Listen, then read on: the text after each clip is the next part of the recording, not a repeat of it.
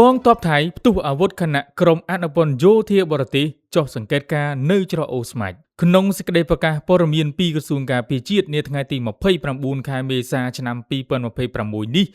លោកជំទាវឧត្តមសេនីយ៍ឯកម៉ាលីសុជាតាអ្នកនាំពាក្យក្រសួងការពារជាតិបានប្រកាសពីករណីផ្ទុះអាវុធបង្កឡើងដោយកងទ័ពថៃនៅតាមបណ្ដោយព្រំដែនខេត្តឧត្តរមានជ័យទោះបីជាមានវត្តមានក្រុមអនុពលយោធាបរទេសកំពុងចុះអង្កេតការណ៍ផ្ទាល់ក៏ដោយនៅម៉ោង 10:20 នាទីព្រឹកក្រសួងការពារជាតិបានសម្របសម្រួលឲ្យក្រុមអនុពលយោធាបរទេសចុះសង្កេតការណ៍នៅច្រកអូស្មាច់ដើម្បីពិនិត្យស្ថានភាពក្រោយបទឈប់បាញ់ចន្លោះម៉ោង 10:35 ដល់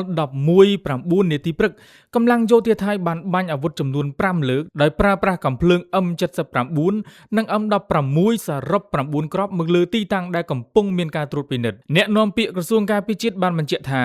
កម្ពុជាបានបំពេញតាមនីតិវិធីផ្លូវការដោយបានចេញលិខិតជូនដំណឹងទៅកាន់ភាគីថៃរួចរាល់មុនពេលដំណើរទស្សនកិច្ចចាប់ផ្ដើម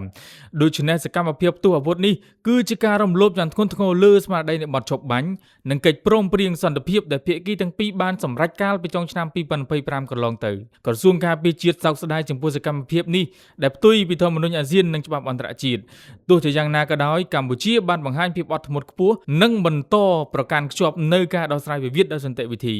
បច្ចុប្បន្នកងកម្លាំងកម្ពុជាកំពុងតាមដានស្ថានភាពយ៉ាងយកចិត្តទុកដាក់ដើម្បីធានាសុវត្ថិភាពនិងសន្តិភាពនៅតាមបណ្ដោយព្រំដែន